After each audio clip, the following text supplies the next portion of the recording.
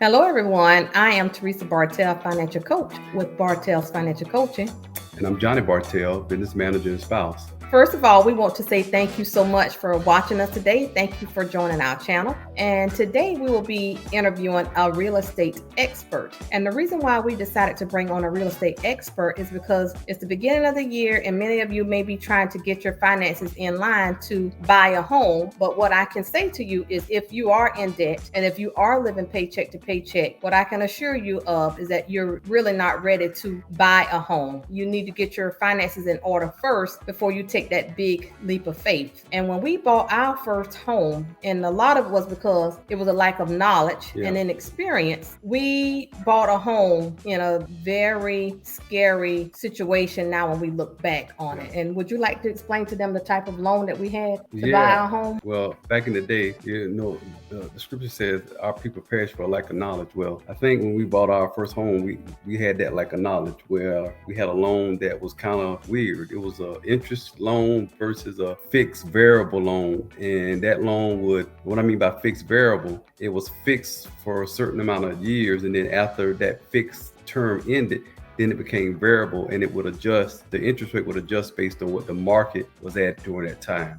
And then the actual interest part of it was only interest that we were paying on the loan. So it was almost like a credit card per se. Right. It was a really bad loan because what we did, the first loan, like my husband said, was an adjustable rate mortgage. That's a no-no. Yeah, very bad. And because we were so broke and didn't have no money, guess what the lender graciously did? Because we could not afford the price of the home, and back then I think the home was $250,000. And at that time, we lived in Seattle, Washington, and the real estate was really high. Yes, so in order to get us into the home, they gave us two loans, y'all. The first loan was the adjustable rate mortgage loan. And then the second loan was an interest only loan. Yep. And attached to this, they even gave us a line of credit on the house. Credit card.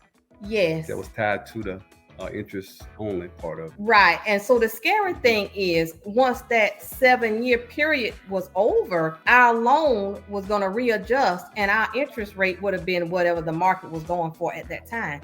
But because we did not have the knowledge that we needed, we allowed the lender to tell us, oh, you can buy the home. And they made things work out for us to be able to buy the loan. And so that was a scary situation that we put ourselves in. But we didn't really realize that we were putting ourselves in a dangerous financial situation. So we are bringing on this real estate expert that can tell you the do's and don'ts in buying a home.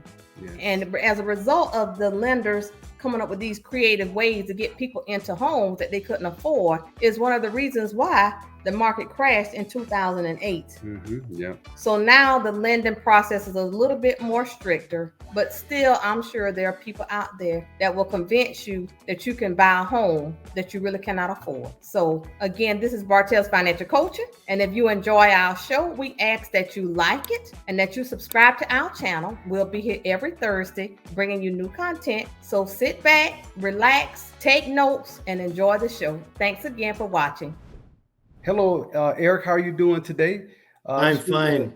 Good. Thank you for being a part of our show, The Money Talk. And could you please introduce yourself and kind of give us a little background? I'd be happy to. And again, thanks for having me this afternoon. Again, my name is Eric Paulson. I am a licensed real estate agent and mortgage broker in the state of Texas.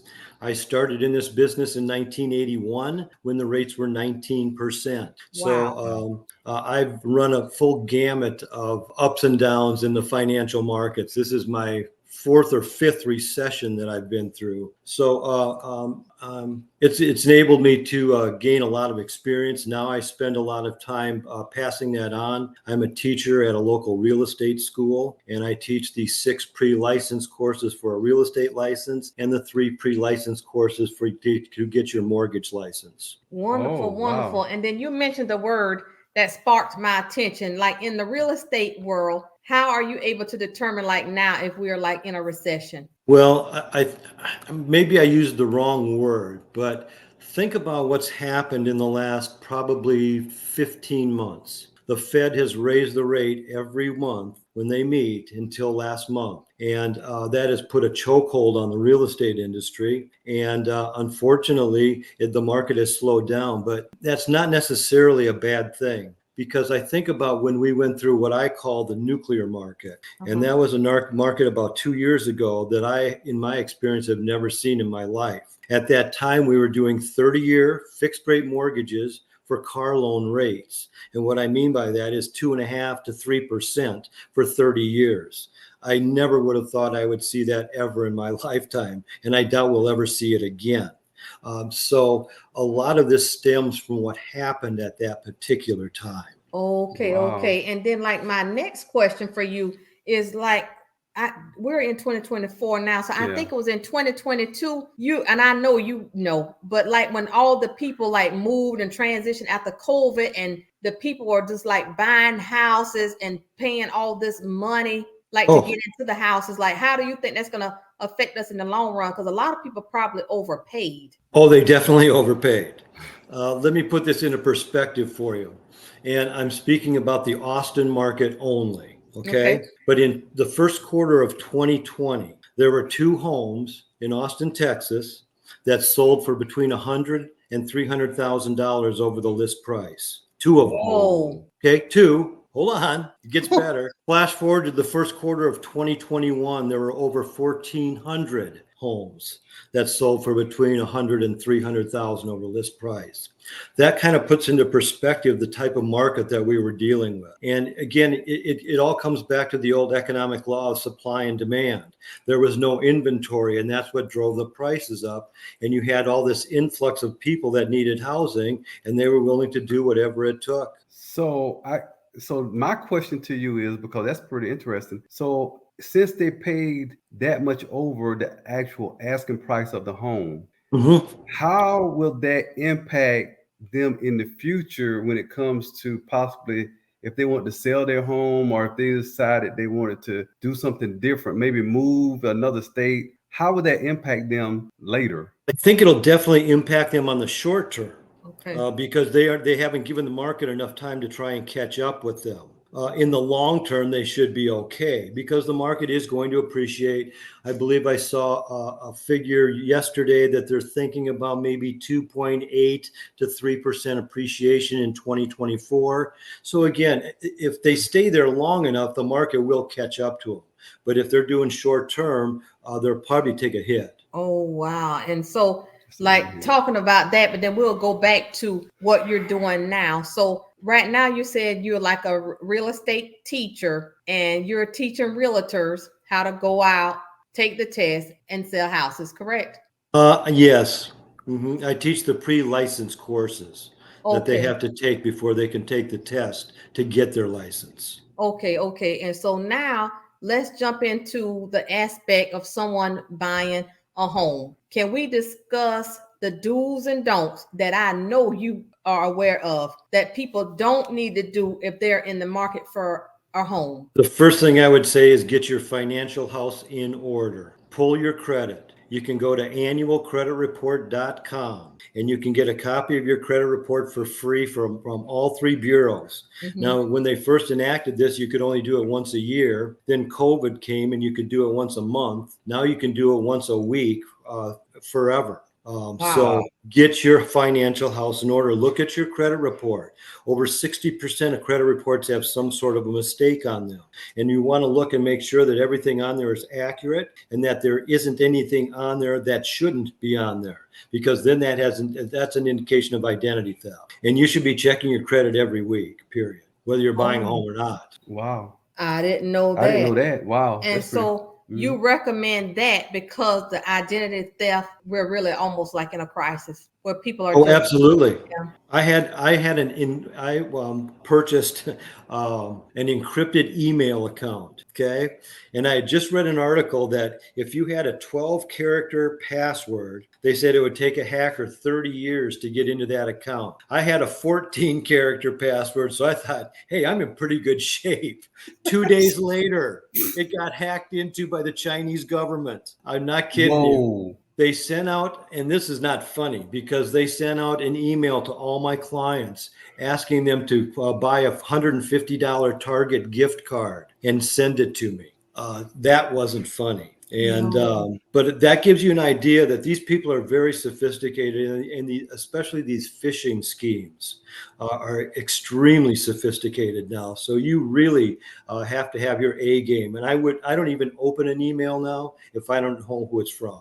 I don't answer my phone now if I don't know who the call's from. That's what this has come down to. Right. Wow. Wow. And it's sad. It is. It's sad, and it's getting worse. Yeah. It's getting worse. Right. Definitely. These hackers are so sophisticated now that, the title companies require for the down payment a wire transfer.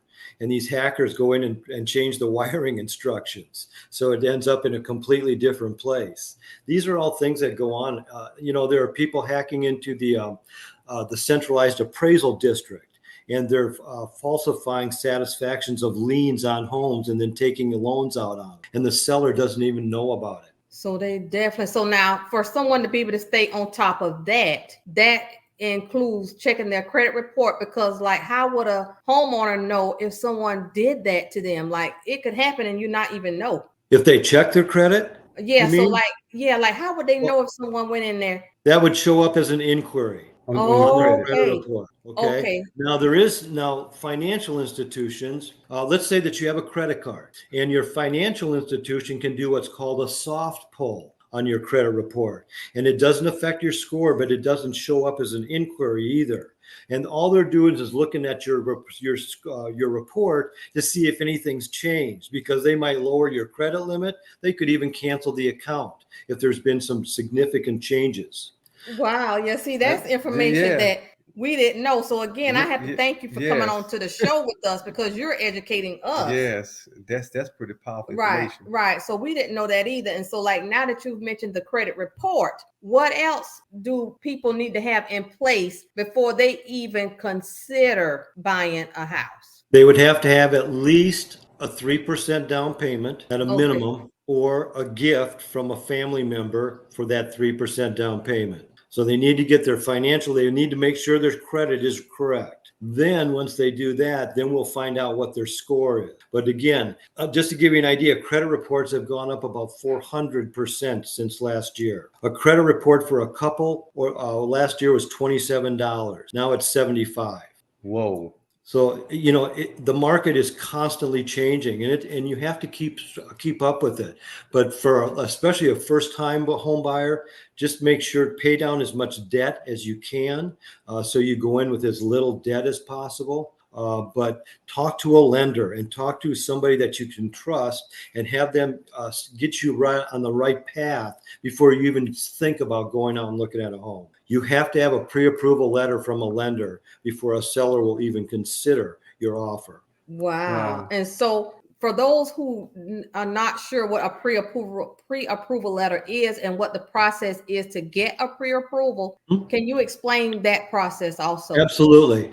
They would have to fill out an application, and then once the lender looks at the application, they'll give them a list of things that they need. And this would be like, for instance, 60 days of bank statements, 30 days of pay stubs, 2 years of tax return, 2 years of W-2s or 1099s.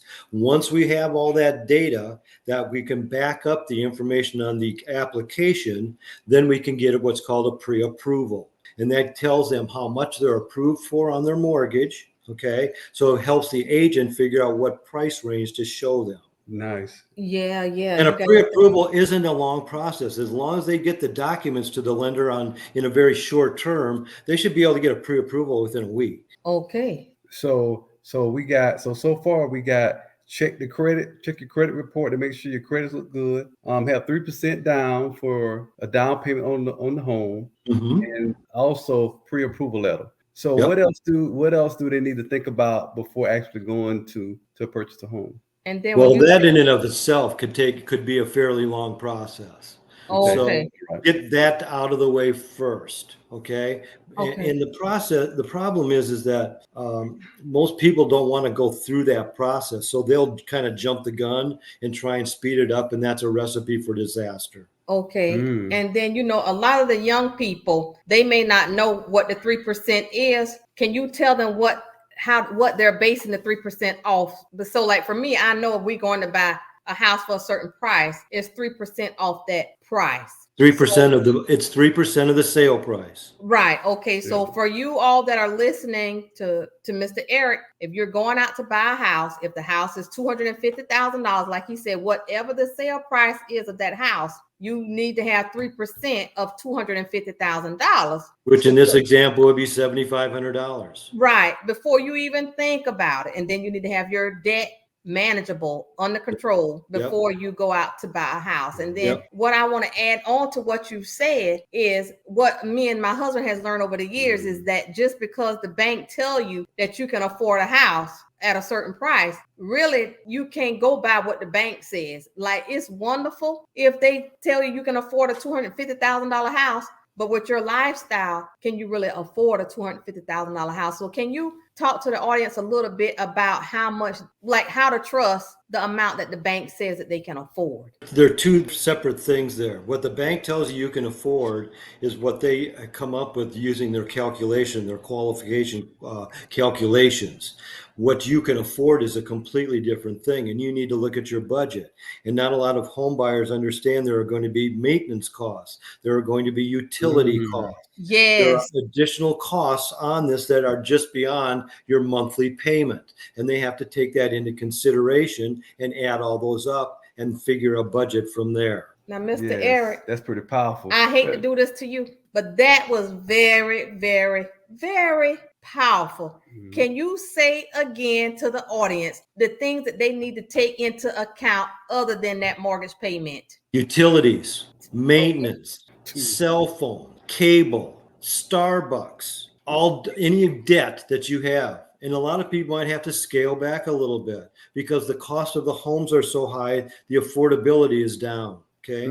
So that's another powerful thing you said, Eric, about the cost of the home is a little bit higher now, so you have to scale back because like maybe 3 years ago or 4 years ago you could afford a $400,000 home, doesn't mean you can afford that same. Of course, it's going to be more now than $400,000, but that don't mean you can afford that same $400,000 home today based on the market and what everything is going on now, because the interest rates are higher. Your actual mortgage payment will probably be a little bit higher based on the interest rates. And so Eric, that's so powerful what you said. That is powerful. Well, it's really confusing to people because I've had people, I'm not a listing agent. I'm a buyer's agent.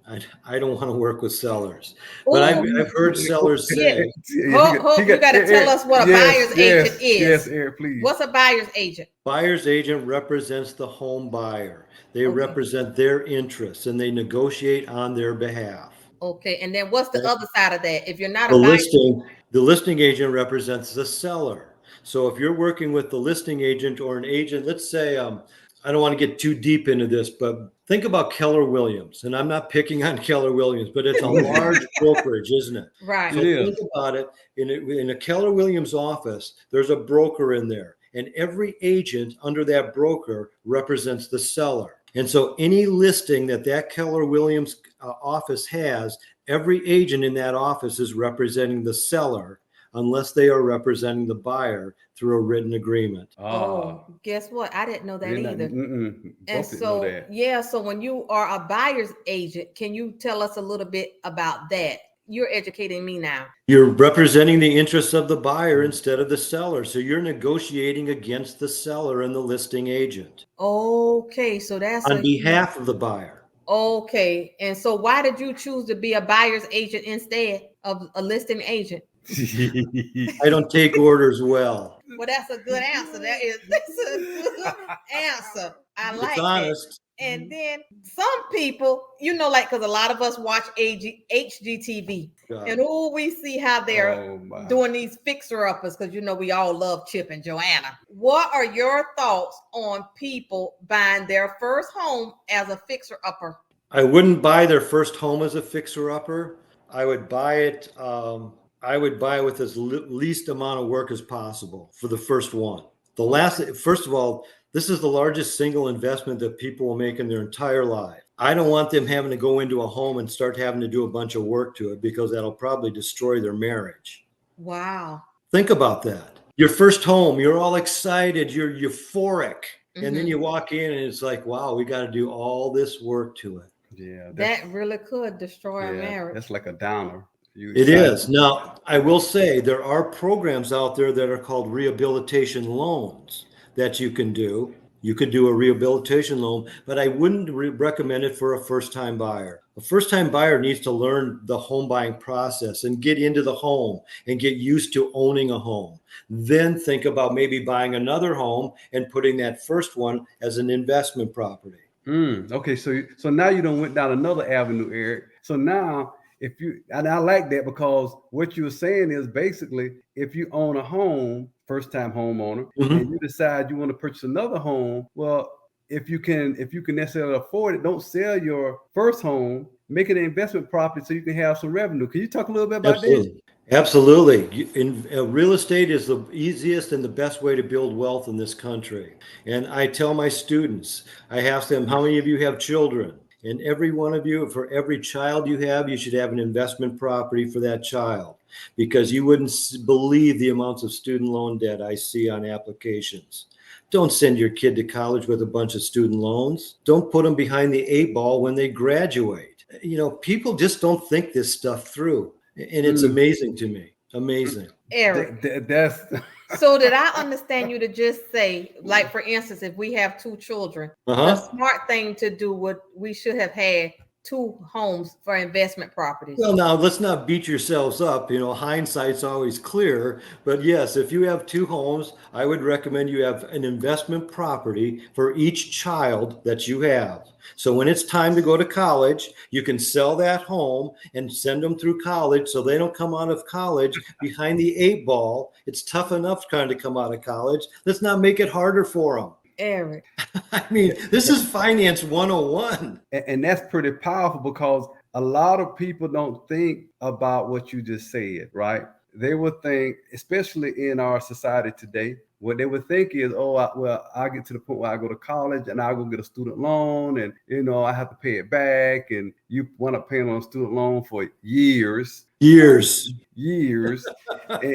so you got that bill plus whatever other bills you have, but that's going to be with you for a while. So what you said was, it was a smart way to be debt free when you come out of college, when you graduate. Yeah. Right. If the I've even had, I've had some investors buy, you know, any like a single family duplex or triplex in the city where their child is going to college. And then they'll rent out the additional rooms to cover the monthly cost of the home.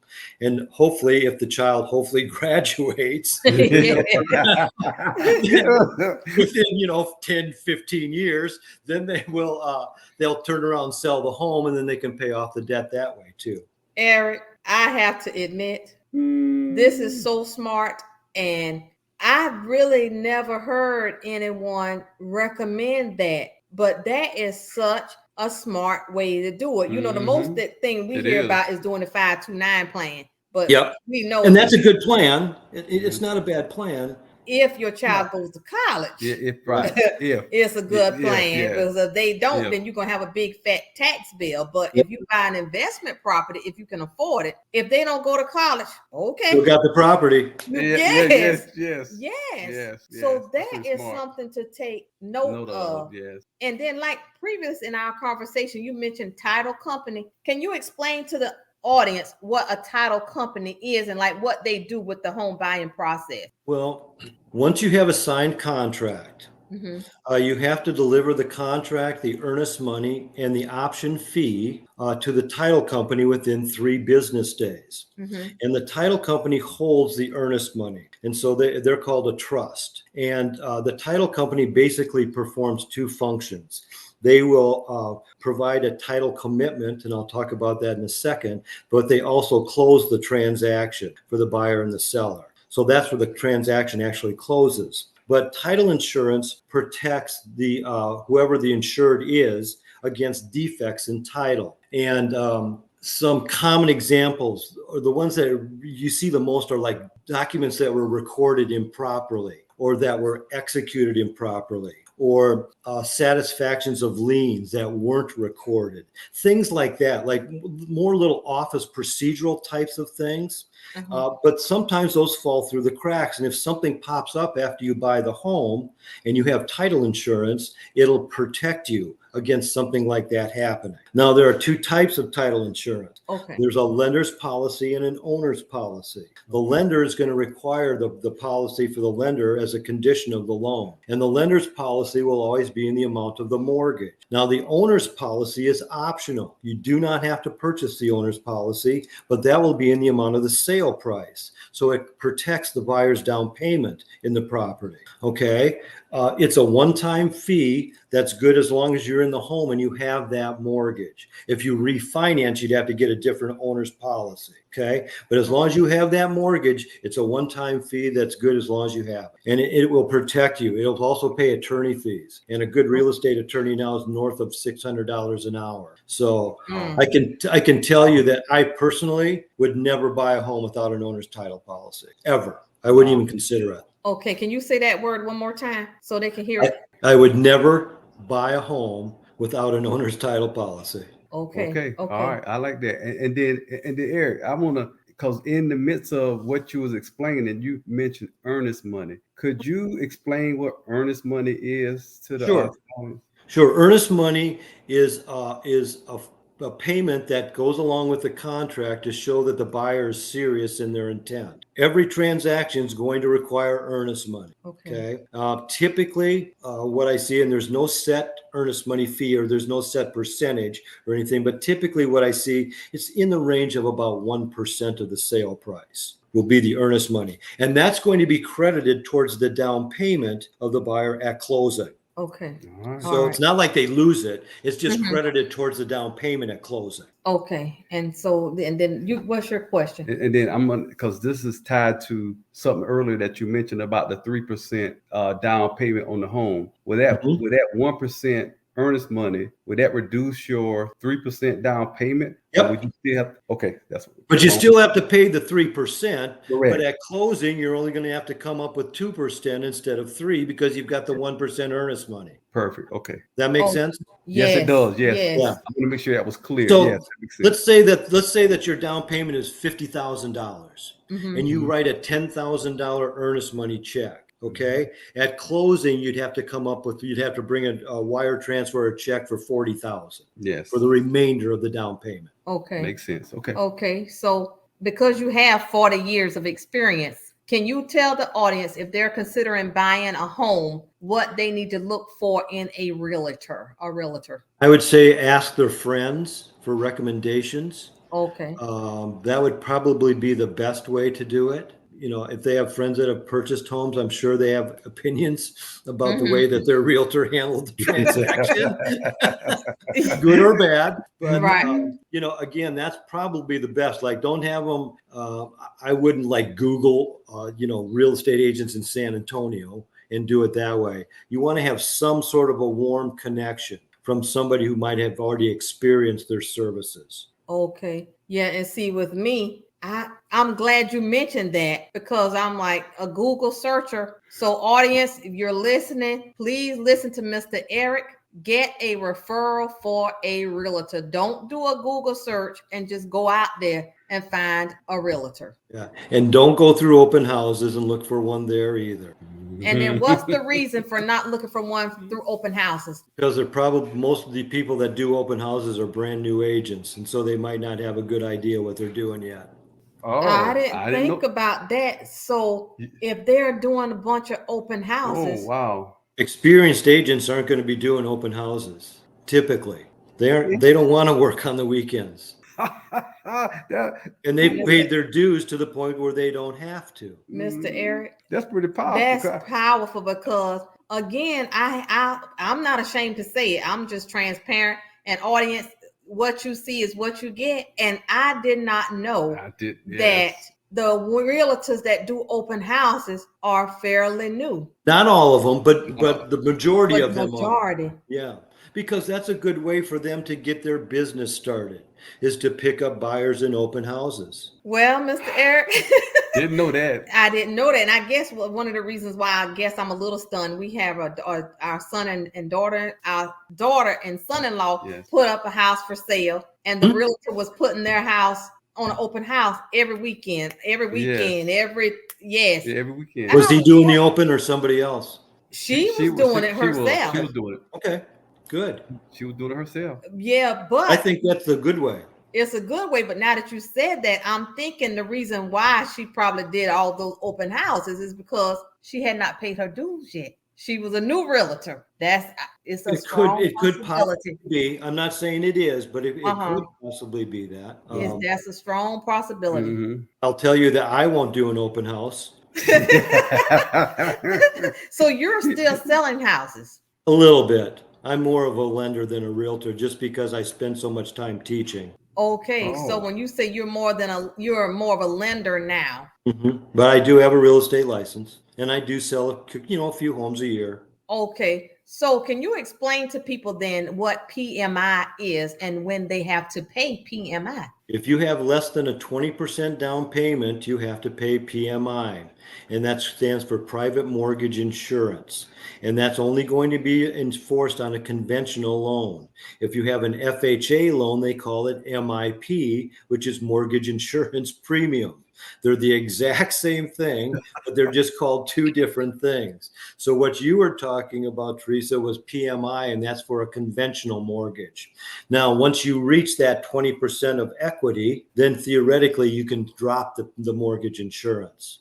Now, when you said drop, would you have to request to drop the mortgage insurance, or would they do that automatically? You would have to request it. Now, if it gets to 78% of the value, they're supposed to terminate it all automatically.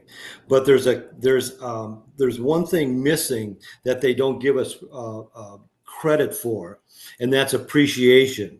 So it's 80% of the original sale price. So it could take you 12 years to get there. Wow. But I didn't know that. But you can eventually drop it. But again, it's designed to help people. I'll tell you what, I'm absolutely amazed in this day and age of the 24-hour news cycle, how many people still think you have to have 20% down to buy a home. Yeah. It boggles my mind. And so why do you think people don't really need the 20% down? Because they can't save it. Right. So Mr. Eric, that is so true. That's a way too to knock people out of buying homes. Yes. You wait till you have 20% down, you'll probably be getting Social Security.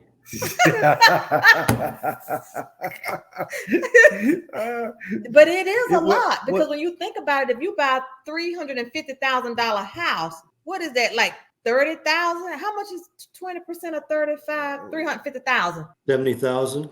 So that means if you can find one, 350,000 these days. Yeah. Most of the houses. I was thinking that, Johnny. Yes. When she said that, I said, good luck finding a 350,000. Yes. But you need $70,000 to get out of paying the PMI. But now there's one thing that you said that you're going to have to help me get my brains around. Like, I'm a financial coach, but I don't do, lending and all of that. So when you explain the PMI, you said it goes back to your purchase price. So just the original price. So if you bought a house for $250,000, like what would it have to appraise at for you to be able to get that PMI dropped? Would it have to appraise? Well, you're talking about two different things there. Okay. Okay. The first thing, when you get down to 80%, that's principal reduction on your mortgage. Okay.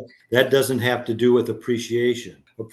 Now, you can still, if you want to roll the dice and get a relationship with a real estate agent and have them monitor your neighborhood. And, maybe 5 years, 3 years down the road, you might have that 20%. Okay. If the market's gone up, but are you willing to spend $700 on an appraisal to find out? Because they are going to require an appraisal to drop the PMI. That's it. So it's based on. So you're rolling the dice. So Eric, really it's based on the market value of your area. Based on that, if you got the actual right, I guess, percentage to actually drop the PMI on your home. It's the way to get around the lack of appreciation that they won't let us use. Oh, wow. They won't let us count appreciation. But if that house if that house on an appraisal shows 20% of equity and it's year 3, they got to drop it.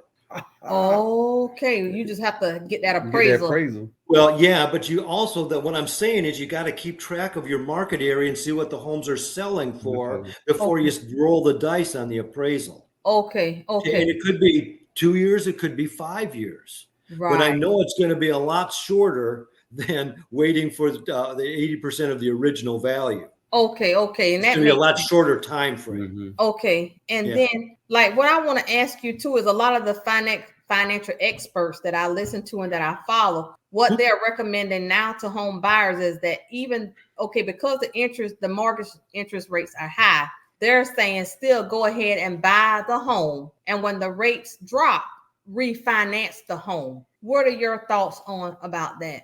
That's certainly a plausible process. The only thing about that is nobody knows what the rates are going to do, and we're assuming that the rates are going to go down. But what if they don't? Then you bought the home and you're stuck with the high rate. Wow. And so what you kind of recommend is whatever house you buy, if you buy it at that rate, just have in your mind that it's a possibility that you're going to be paying that rate. Exactly.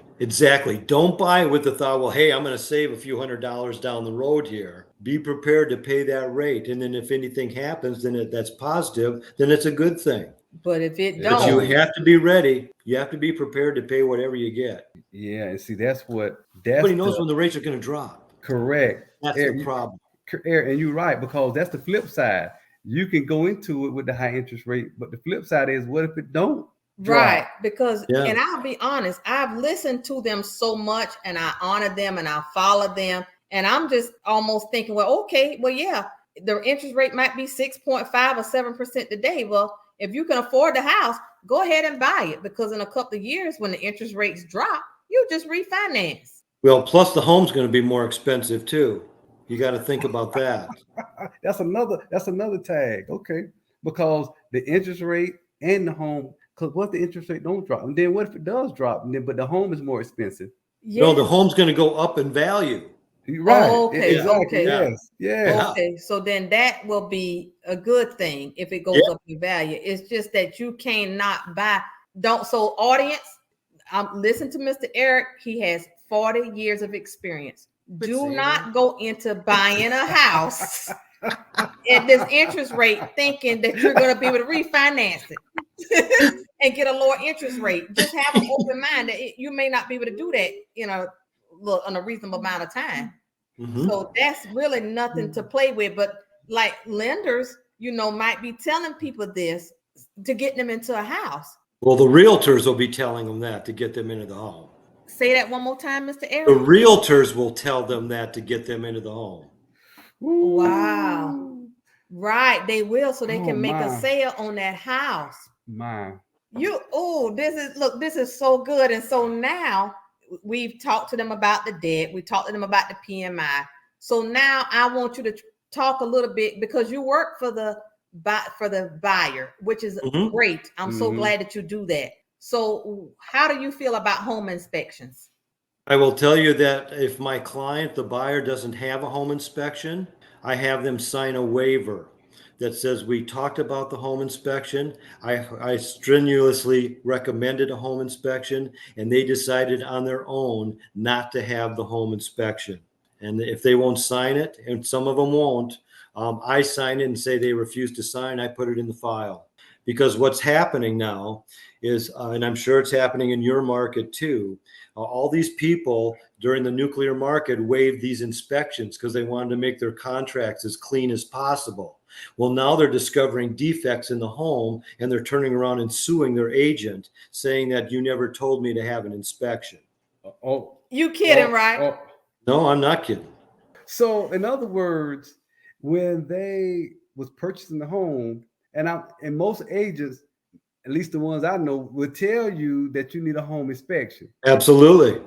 But now the actual buyer of the home is saying, "Oh, I got a defect. Now I'm going to sue you because you didn't tell me." The problem was they were trying to make their offer as clean as possible for the seller, because the seller had 32 other offers to look at. So there was a home in Austin, Texas that had 96 offers on it. You guys don't understand the depth of what this market was. It was insanity. Oh, wow. 96 offers. I wrote 17 offers for one couple and they never came close. Yeah, see, you're right. See, only thing I know, because we wasn't in the market, I'm watching the news, and I know our neighbors that's beside us, they got $50,000 over the asking price. Yeah. But I sold my home. I sold my home in the nuclear market. I'm renting. But you know, that's what smart people did. But we were like, no, because once we sold, we didn't want to rent. So we stayed put. So we missed out on the money. But well, yeah, but people didn't, the sellers didn't look at it really well, because they were getting all this money coming in when they sold their home. But what were they doing when they bought the next one? They was giving it all. They were giving it all right back. Yeah. Just give it. So the only way, so Eric, so I know why you rent it, because the only way to keep the money. I'm waiting till the prices come down, or I might move. really? But I was not going to buy a home at the top of the market. Wow. I sold my home at the top of the market And made I'll a sell ton at of the money. top, but I won't buy at the top. That is so smart. So for our audience, there might be someone listening to this that might be thinking about selling their home. Can you tell them again what your process is? Because a lot of people might not think about that. You just said, when do you sell and when do you buy? I sell at the top and buy at the bottom. And why do you do that? Because it's called money management. That is so good. But you really sparked, and we're gonna let you go in a minute, but you really sparked my interest about this, people who skip these inspections and now they want to go back and sue the realtor. So from a realtor's perspective, if you put that they refused, can they still sue you? Well, there's nothing in the contract that says whether they will or will not have the inspection. All the contract allows for is for the buyer to have inspections that they choose to have. So are you familiar with the option period? Have you heard that term before? I have not. No, never heard. Okay. When you sign a purchase agreement, they have what's called the termination option, which is very misleading to consumers, because basically it's an inspection contingency period. That's the time that the buyer has to do whatever inspections they want to have done on the property. And so the termination option allows the buyer to do whatever inspections they want, and they have a certain number of days that they have to do them. And then if let's say the inspection shows something bad, they can terminate the contract within that option period, and they get their earnest money back. Excuse me. That's okay. Okay, so that makes that makes sense. Yeah, okay. That makes sense. The Texas contracts are very misleading. I really do not like them because they're misleading to the consumer. They use terms that have different meanings. And so, for instance, the contract says termination option. Well, an option also is if you want to purchase a property and you pay a fee that'll hold the property for a certain amount of time at a certain price. That's an option. So those are two different meanings of the word right there. To us, we can kind of figure it out. Some of us, to the general public, they don't have a clue what that is. It's incredibly confusing to them. And I show these contracts to people around the country and they laugh. Because it's got so much. Because they're horrible. Confusing. Yeah. They're horrible. Yeah. Okay. And guess what? These contracts are written by a group called the Broker Lawyer Committee. They're written by like 6 lawyers. Well, that might explain why it's so confusing. And I have this one more thing that I want you to elaborate on, because some people, they get so caught up in the house, they forget about everything else. But one of a main term is, when you're looking for a house, is location, location, location. So buyer's agent, can you talk to the audience about the importance of location, location, location? Location, location, location is important. It is different in importance to every buyer. Maybe they want to live next door to a close relative. Maybe they want to live next to or in an area of school, a particular school for their children. It's different to everybody. Okay. different areas might be hot at one time and then they fall out of favor when another area becomes hot. So again, it's more, to me, location is more of a personal preference than anything. Okay. And so, like, in my thinking, when we talk about location, do people need to consider like how inconvenient the house is located? Like when they're thinking about going to work or getting to the grocery store. Okay. Yeah, and that's a great point, Theresa. That is location, okay, but that's going to be part of, I think, the natural process that people will go through, kind of when they're evaluating a property. Is the proximity to employment and shopping and everything else. But I don't think, again, I think it's more of a personal issue of what is going on in their life that's driving where they want to be. Okay, I understand that. And that's fair, because if you think about it, when we purchased our home, that's one of the things we kind of consider. Right. Yeah. So, but, and so talking to you makes me look at things from a different perspective. And so I really never thought about it being personal. I'm just thinking location. You better be thinking about convenience. But sometimes based on that person's life, it may not be about convenience. It may be something else in their lives as to why they got to buy a home wherever it is that they're buying it. They might not have a choice. Okay. So that might be the home that they can afford, might be in an area that they weren't necessarily interested in. Maybe, I'm not saying it's a bad area. I'm just saying maybe it was an area they were looking in, but that might be the only home that they can afford at that time. But, it's important that they get their foot in the door, because the prices are only going to go up. And so when I hear a buyer say, I'm going to wait till the rates go down, well, that's great. You'll probably save a little bit of money on the rate, but you're going to pay more money on the home because the home's going to appreciate. Yeah, it's so either way, it's the home going up, the rate go down, either the rate go up. Yeah. I mean, there's so many variables in this. There's not a specific or very easy formula. There's so many things that go into it before you can really arrive at a final sort of determination about whether this is the right property for you or not. Okay. And one last thing that I think is important for our listeners to understand is an ARM. So can you tell the audience what an ARM is and what that acronym stands for? An ARM is an adjustable rate mortgage. An adjustable rate mortgage is a great product if you're going to be in the home short term. Okay. And to me, short term is 10 years or less. Okay. It's not a long-term loan because there's uncertainty about the payments, because they can adjust with the market and they can go up or down. Okay. So most of the ARMs, FHA has a 1-year ARM, but most of the conventional ARMs that we see now are called hybrid ARMs. And they're a combination of a fixed rate and an adjustable rate.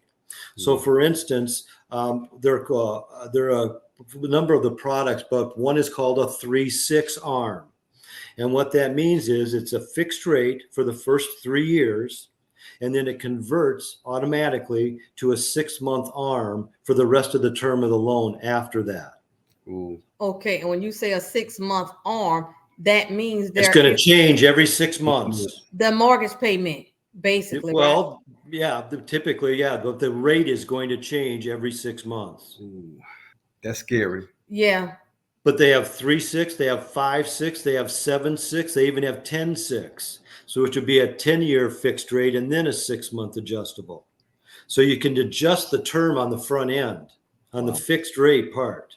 Wow. Okay. So really, if you're going to do an ARM, you need to have in your mind that you're going to move up out of there or you're going to refinance it, basically, right? Because like if you do that, did you say it was a 3-1 or 3-6? 3-6, right?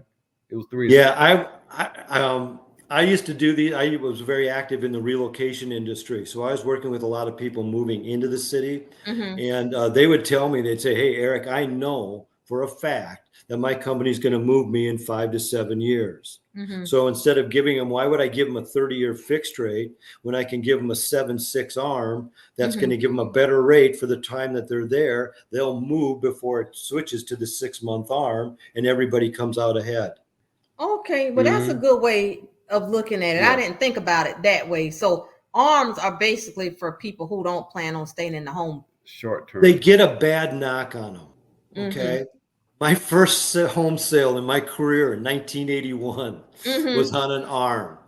78.9, 3-bedroom, 2-bath bungalow in South Minneapolis. That home is worth over $400,000 today. Okay. And I got him a 1-year ARM at 12%. He was ecstatic. Now remember, the rates were 19. Okay. Okay. Well, maybe Wow. 12%. Unfortunately, they didn't have the caps on them like they do now. And the second year went up to 17. And he just sent in the keys. Now they have caps on it to protect against that happening. Okay. Yeah. So that doesn't happen anymore. But I mean, when I started, this was kind of in the infancy of ARMs. Okay. So they're not a bad product, but they're not a good product for somebody who's thinking about being in that home long term. I do not recommend it. Okay, that makes sense. You got anything else? I do. I'm curious. So we talked about ARM. How about interest only loans? Have you ever heard of those, Eric? Those, yes, are those are what's called non-qualified mortgages. There are two types of mortgages. There are qualified mortgages and there are non-qualified mortgages. A qualified mortgage is one that meets the guidelines of Fannie Mae and Freddie Mac and can be sold on the secondary market. A non-qualified mortgage, they kind of took the place of the subprime loans that got us into trouble in 2007. Yep. These kind of replaced those, but they're different. They now require down payments. They require higher credit scores and stuff. But that would be a non-qualified mortgage. And it would depend upon the situation whether I would recommend one or not. If there were maybe like with maybe some sort of a short-term thing, or I've worked with a number of clients who get huge bonuses at the end of the year. And I mean, I'm talking like 6-figure bonuses. And so maybe you would want to do an interest-only ARM because you know you've got that bonus coming up, you know, something like that. But I would do it on a very, very selective basis. Okay. And then the audience may be, some of them, it depends on the lender or I guess the realtor. Can you tell the audience what a balloon payment is for a mortgage? A balloon payment is, let's say we have a loan that the payments are based on a 30-year term. So the payments are based on 30 years, but let's say in 5 years, it has a balloon on it. Okay. So the 5th year, 5 years, that's 60 payments. So 59 payments you would be paying on that 30-year payment. Okay. Your 60th payment, the whole loan would be due. So you'd either have to sell the home or you'd have to refinance, one or the other. And you don't see them much in residential. You see them all the time in commercial, but not much in residential. Okay. That's good. Good to know. Okay. You got anything else you want to add? No, I don't. Not this time, but yeah, it was good. So Eric put out a lot of great information. Yeah, you did. And so we're getting ready to close, but before we close, if you just give like a short spiel, you got this young couple before you, and maybe they're not so young, maybe 25, 27. They're looking towards buying their first home. If you just, you know, in a little brief summary, the things that they should look out for and the things that they should do before they purchase their first home. Get their finances in order. Make sure that their credit report is accurate. That's the first stage. Then once they get their finances in order, figure out how they're going to get the down payment. Remember, all they need is 3%, and it can come in the form of a gift from a family member. Okay? So get their financial house in order, get their down payment lined up, then find a good real estate agent and a lender. Talk to the lender first. Get pre-approved for their loan before they even talk to the agent, okay?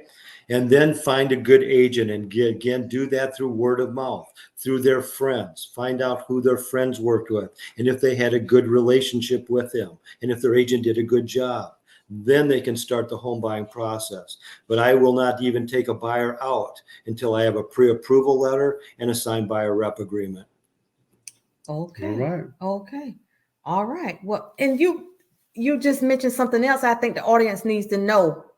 So before we close, like when they sign these agreements with these realtors, can you just give a brief information on what that is? Because I think like when you sign this, you have to stay with that realtor or buyer's agent for a certain amount of time. But I need you to explain the correct way.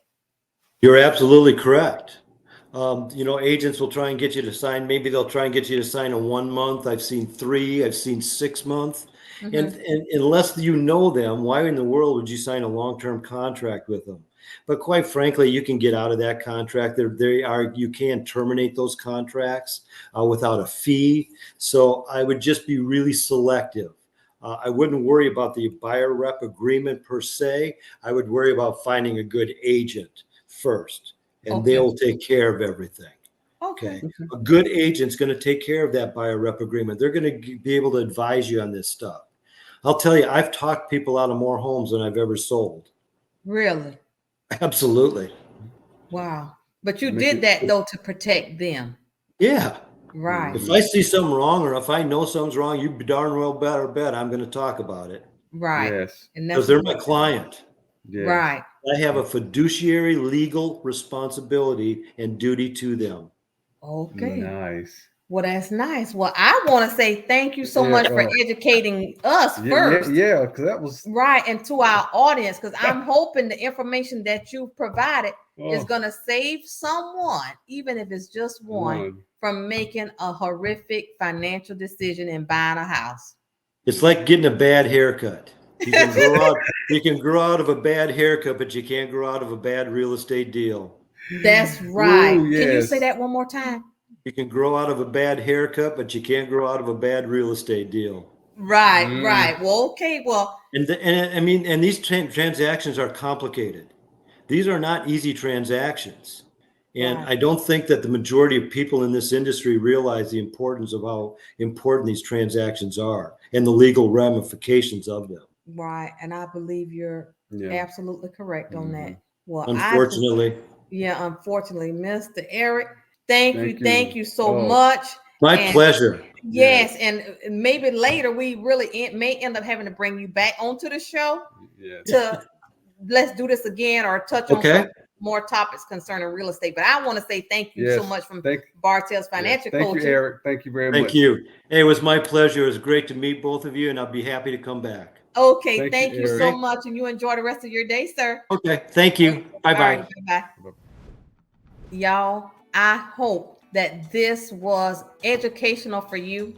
It was educational for us. Yes. And we brought the real estate expert on here to help you. So I hope that you will be able to apply this information to your life. I hope that if you are in the process of buying a home or thinking about buying a home, that you got valuable information from this interview that will indeed save you from making a horrific financial decision in the real estate world. We made our first home. It was a bad financial decision.